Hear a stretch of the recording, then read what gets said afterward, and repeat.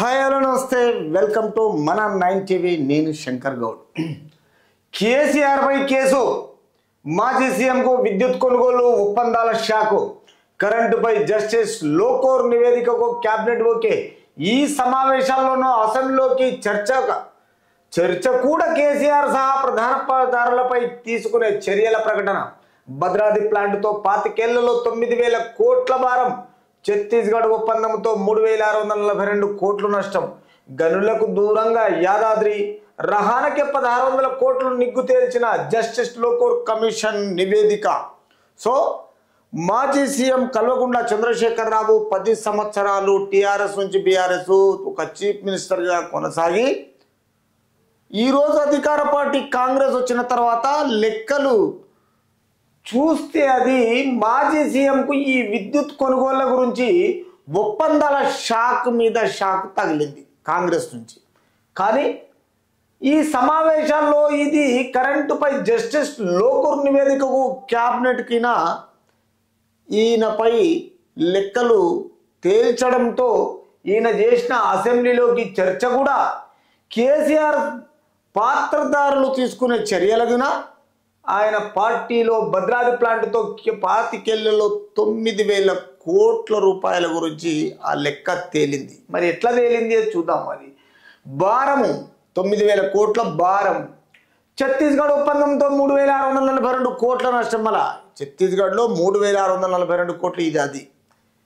తిరిగి గనులకు దూరంగా యాదాద్రి రహానకి 1,600 కోట్లు నిగ్గు తేల్చిన justice Lokur and Lokur Kumar commission నివేదికలో ఇవన్నీ తేలినాయి. కాబట్టి కల్వకుంట్ల కుటుంబ పరిపాలన, వీళ్ళ పరిపాలనలో వాళ్ళ పాలక వర్గంలో ఎక్కడ ఏ ఏరియాలో అయినా ఒక బహిరంగ సభ పెట్టకుండా, ప్రజలకు తెలియకుండా, ప్రజల దేత ఎప్పుడైనా వాళ్ళలో ఒక అప్రూవల్ తీసుకోకుండా, వాళ్ళతో చర్చనీయాంశం చేయకుండా, ప్రజలకు అనుకూలంగా లేకుండా, చట్టసభల్లో పెట్టకుండా, అసెంబ్లీకి రాకుండా, తర్వాత ఈ అన్ని వ్యవహారాలు కుటుంబ పరిపాలన జరిగినాయని తెలంగాణ ప్రజలకు తెలుసు.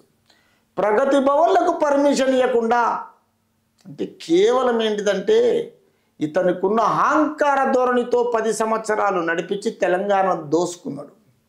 ఇదందరికీ తెలిసిన విషయమే. ఇది రాష్ట్ర ప్రజలు మొత్తం గమనించి మళ్ళీ తెలిసిగిన వీళ్ళు ఈ విధంగా ఉన్నారు, వీళ్ళకి మూడోసారి ఇచ్చేస్తే ప్రాబ్లం వస్తుంది, తెలంగాణ స్టేట్ మళ్ళా ఎక్కడో వెనకబడిపోతుంది, దీన్ని మనకు చేతుల్లో మనము అరికట్టుకోవాలని రాష్ట్ర ప్రజలు గమనించి కాంగ్రెస్ని గెలిపించుకున్నారు.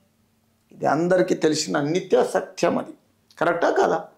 కానీ ఎప్పుడైనా ఈ నిగ్గు తేల్చిన తర్వాత కేసీఆర్ హయాంలో 10 ఏళ్ల పాటు చేసుకున్న విద్యుత్ ఒప్పందాలు, ప్లాంట్ నిర్మాణంలో తప్పిదాలపై విచారణ జరిపి జస్టిస్ మదన్ భీమ్రావు లోకూర్ కమిషన్ సమర్పించిన నివేదికను తెలంగాణ మంత్రివర్గము సోమవారం ఆమోదించింది. అంటే కేవలం విద్యుత్ ఒప్పందాల, ప్లాంట్ నిర్మాణంలో తప్పిదాలపై ఈయనకు విచారణ నివేదికను తెలంగాణ మంత్రివర్గం మొత్తానికి సోమవారం ఆమోదించింది. ఆయా నిర్ణయాల్లో కీలక పాత్ర పోషించిన మాజీ ముఖ్యమంత్రి కేసీఆర్తో పాటు ఇతర పాత్రధారులపై చర్యలు ఉపక్రమించాలని నిర్ణయించింది. సదరు నివేదికను ప్రస్తుతం కొనసాగుతున్న శాసనసభలో ప్రవేశపెట్టాలని తీర్మానించింది. అంటే వీళ్ళు చేసిన అరాచక పరిపాలనను, అవినీతి పరిపాలనను ఇది చట్టసభల్లో పెట్టాలి, తర్వాత ఇది శాసనసభలో ప్రవేశపెట్టాలని తీర్మానం చేసింది. కానీ మాజీ సీఎం కేసీఆర్ తీసుకునే చర్యలకు సంబంధించిన అసెంబ్లీ సాక్షిగానే ప్రకటన చేయనుంది. ఇంత చేసినా వీళ్ళ తప్పుల తడకకు ఈరోజు ఇంకా వీళ్ళకి అహంకారం. ఎందుకంటే ప్రజల్లో తిరగడానికి ఇదొక అనుకూలతను చేసుకుంటున్నారు. వాళ్ళ చేతుల పరిపాలన లేదు, చేసేటోని చేయనియరు. మా పరిపాలన మేము మంచి చేసినామని గురిగింజలేక ఎరిపే కానీ నలుపు చూస్తలేరు. మరి వీళ్ళు ఇంకేం చేస్తారు? బిడ్డ వచ్చి లిక్కర్ దందా అయిపోయి, కొడుకు వచ్చి అవినీతి పరిపాలన షాడో సీఎం ఆయన ఇష్టం వచ్చినట్టు చేసి, ఇక అల్లుడు వచ్చి మొత్తం మిషన్ భగీరథ, మిషన్ కాకతీయ ఇది నాశనం చేసి, ఈయన అహంకార ధోరణితో మొత్తం ఫోన్ ట్యాపింగ్ కేసులు చేసేసి తెలంగాణ రాష్ట్రంలో మొత్తము గత్తర్లేపేసిండు. మొత్తం క్యాన్సర్ లాగా తయారైపోయింది వీళ్ళ కుటుంబ పరిపాలన.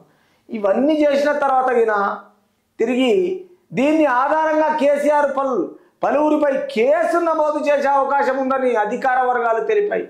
ఎవరు తప్పు చేస్తే దాని మీద కంప్లైంట్ తీసుకుంటారు. చట్టము తన పని తను చేస్తున్నది. ఎవరైతే తప్పు చేసి ప్రజల సొమ్ము దోసుకున్నారో ఊసలు లెక్క పెట్టవలసిందే అనిగిన క్లియర్గా చెప్తున్నారు. కానీ ముఖ్యమంత్రి రేవంత్ రెడ్డి అధ్యక్షతన సోమవారం దాదాపు 5 గంటల పాటు మంత్రివర్గ సమావేశం జరిగింది. శాసనసభలో ఇవన్నీ విషయాల్లో కార్యాచరణ విషయాల్లో ఈ మంత్రివర్గం మొత్తానికి లావాదేవీల గురించి వీళ్ళు చేసిన అవినీతి పరిపాలన గురించి దాంతో చర్చనీయాంశం జరిపి ఎన్ని గంటలు మినిమం మంత్రివర్గ సమావేశము 5 గంటలు ప్రధానంగా విద్యుత్ కమిషన్ నివేదికపైనే సుదీర్ఘ చర్చ జరిపించారు. ఎందుకంటే వీళ్ళు చేసిండు కాబట్టి వాళ్ళు తీసిండు. ఈ లెక్క పత్రాలన్నీ ప్రభుత్వం తన పని తను చేసుకుంటూ పోతూనే ఉంటుంది. గత 10 ఏళ్ల కాలంలో కేసీఆర్ డిస్కంలను ఆర్థికంగా కుప్పకూల్చారని ఆయన మెప్పు కోసము విద్యుత్ సమస్యలు మునుగుతున్న అధికారులు పట్టించుకోలేదని విద్యుత్ కొనుగోలు పవర్ ప్లాంట్ల నిర్మాణంలో తీసుకున్న నిర్ణయాలలో రానున్న రోజుల్లో వీళ్ళు చేసిన ఏదైతే 25 ఏళ్ల పాటు తెలంగాణ సమాజము మూల్యము చెల్లించుకోవాల్సి పరిస్థితి ఏర్పడిందని తెలిసింది. అంటే కరెక్ట్గా ఈ విద్యుత్ పవర్ ప్లాంట్ నిర్మాణంలో తీసుకున్న నిర్ణయాల్లో రానున్న 25 ఏళ్ల పాటు తెలంగాణ సమాజము మూల్యము చెల్లించుకోవాల్సిన పరిస్థితి ఏర్పడిందని తేల్చింది. కాలము చెల్లిన టెక్నాలజీతో కట్టిన భద్రాద్రి పవర్ ప్లాంట్ కారణంగా రానున్న 25 ఏళ్ళు 9,000 కోట్ల దాకా ప్రజలపై భారం పడనుందని అభిప్రాయపడింది. సూపర్ క్రిటికల్తో పోల్చుకుంటే సబ్ క్రిటికల్ ప్లాంట్ ఆక్సిజన్లో కన్సంప్షన్ ఆఫ్ ద ప్లాంట్ సొంతంగా వినియోగించుకునే కరెంట్, హీట్ రేట్, మెయింటెనెన్స్ తదితర ఖర్చులు ఏటా 350 కోట్ల వరకు అదనంగా పడతాయని, ప్లాంట్ జీవితకాలం 25 ఏళ్లకు దాదాపు 9,000 కోట్ల వరకు అదనపు భారం పడుతుందని ఇప్పుడున్న అధికార పార్టీ చర్చనీయాంశంతో బయటపెట్టింది. కానీ వీళ్ళు ఏ రోజు ప్రజల గురించి ఆలోచన చేయకుండా, ఇది ప్రజల సొమ్ము, మనకు ప్రజలు ఇచ్చిన అధికారం అనే ఆలోచన చేయకుండా, ఏ నాయకుడిని, ఏ పరిపాలనకుని, ఏ కాన్స్టిట్యున్సీని తిరగకుండా ఈజీగా మొత్తాన్ని దోసుక తిన్న ఘనత అనేది బీఆర్ఎస్ పార్టీ అని క్లియర్గా ప్రజలు చెప్తున్నారు. దీన్ని తదితర ఖర్చులు ఏటా 350 కోట్లు, దీని జీవితకాలం 25 ఏళ్లకు మొత్తం 9,000 కోట్ల వరకు అదనం భారం పడుతుందని చెప్పిన ఈ క్యాబినెట్ ఆగ్రహం వ్యక్తం చేసింది. ఇక ఛత్తీస్గఢ్ చేసుకున్న విద్యుత్ కొనుగోలు ఒప్పందంతో 3,642 కోట్ల రూపాయలు భారం పడింది. తర్వాత ఇందులో నష్టము జరిగింది, నివేదిక తేల్చింది. దీనిపైన మంత్రివర్గ సమావేశంలో చర్చ జరిగింది. అప్పట్లో పోటీ బిడ్డింగ్లకు వెళ్లడంతో యూనిట్ కరెంటు కేవలం దీని విషయంలో కేరళకు 360లకే లభించిందని, కానీ తెలంగాణకు తొలుత 390కే యూనిట్ విద్య లభించినా ఆలోచన చేయకుండా, ప్రజలకు తెలియజేయకుండా తన ఓరు నిర్ణయంతో, సొంత నిర్ణయంతో తెలంగాణ రాష్ట్రాన్ని కుప్పగొల్చిరు. ఈ పవర్ ప్లాంట్తో చేసిందేమో చారాన, ఖర్చు పెట్టింది బారాన. అంటే మొత్తం రూపాయలో 75% ఎక్స్పెండిచర్ అడిషనల్ ఖర్చులతో మొత్తాన్ని రాష్ట్రాన్ని మొత్తం ఆగం పట్టించారని క్లారిటీగా అధికార పార్టీ నిరూపించింది. ఇక్కడ లోకేష్ ఎవరు 10 ఏళ్ల పాటు వీళ్ళు చేసిన జరిపి జస్టిస్ మదన్ భీమరావు లోకూర్ కమిషన్ సమర్పించిన నివేదిక, తెలంగాణ లోకూర్ కమిషన్ను మంత్రివర్గం సోమవారం మొత్తానికి ఆమోదించి ఈ విషయంలో చర్చనీయాంశం చేయాలని, కంప్లీట్గా వీళ్ళు చేసిన అరాచక పరిపాలనకు తెలంగాణ రాష్ట్రం అంతా తెలియజేసేటట్టుగా అసెంబ్లీ ఈ సమావేశం జరిపింది. ఇంకా ఈయనదేదో